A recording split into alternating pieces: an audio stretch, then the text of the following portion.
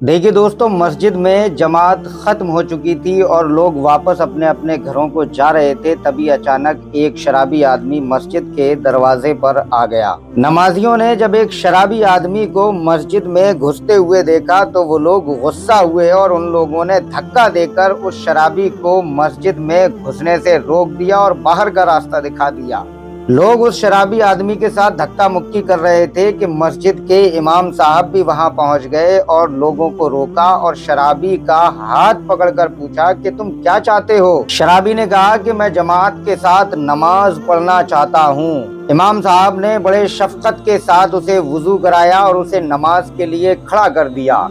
सजदे के दौरान शराबी की रूह कब्ज हो गई। सुभान अल्लाह। लोगों ने शराबी को मस्जिद में कभी नहीं देखा था, लेकिन उसकी मौत सजदे की हालत में हुई।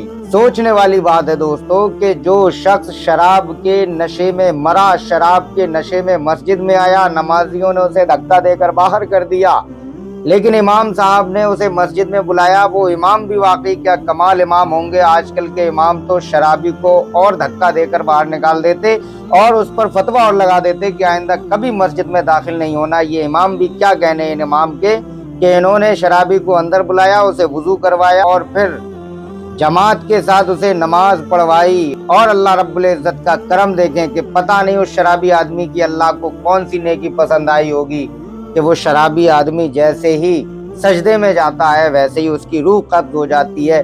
उसी वक्त हजरत इस्राईल अलैहिस्सलाम उसकी रूह कब्ज करने के लिए आते हैं। सुभान अल्लाह। इसीलिए कहा जाता है कि किसी भी नेकी को छोटा बिल्कुल भी ना समझें। इस शराबी आदमी की पता नहीं अल्लाह रब्बुल इज्जत को कौन सी नेकी सबसे ज्यादा पसंद आई होगी जो इसे सजदे की हालत में मौत आई। और मजे की बात यह है कि जो ये शराबी सजदे की हालत में मरा है, जो इंतकाल करके अल्लाह रब्बुल इज्जत के हुजूर जिसकी रूह गई है, वो शराबी आज से पहले कभी मस्जिद में आया ही नहीं था। किसी नमाजी ने ना इमाम साहब ने उसे मस्जिद में देखा था। लिहाजा हम सबको चाहिए कि हमें कोई भी नेकी छोटी नहीं समझना चाहिए। और अगर कोई शराबी या कोई ऐसा इंसान के जिससे हजारों गुना सरजद हो चुके हैं, वो अगर मस्जिद में आना चाहता है और अल्लाह रब्बुल इज्जत से तौबा करना चाहता है, नमाज पढ़ना चाहता है, तो हमारा कोई हक नहीं बनता जो हम उसको रोकें।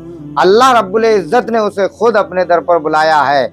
अल्लाह रब्बुल इज्जत ने उसे मस्जिद में बुलाया है, तो हम कौन होते हैं उसे धक्के देकर बाहर निकालने वाले। अगर इस मस्जिद के इमाम साहब भी आजकल के इमामों जैसे होते कि जो शराबियों के लिए फौरन फतवे निकाल देते हैं शराब हराम है, लेकिन जो शराबी मस्जिद के दरवाजे तक आ गया ना, उसके बारे में सोचना चाहिए कि वो ख्वाहिश अपनी जाहिर कर रहा है कि उसे जमात के साथ नमाज अदा करनी है। और जब उसने नमाज पढ़ी तो अल्लाह रब्बुल इज्जत ने उसको मौत अता की।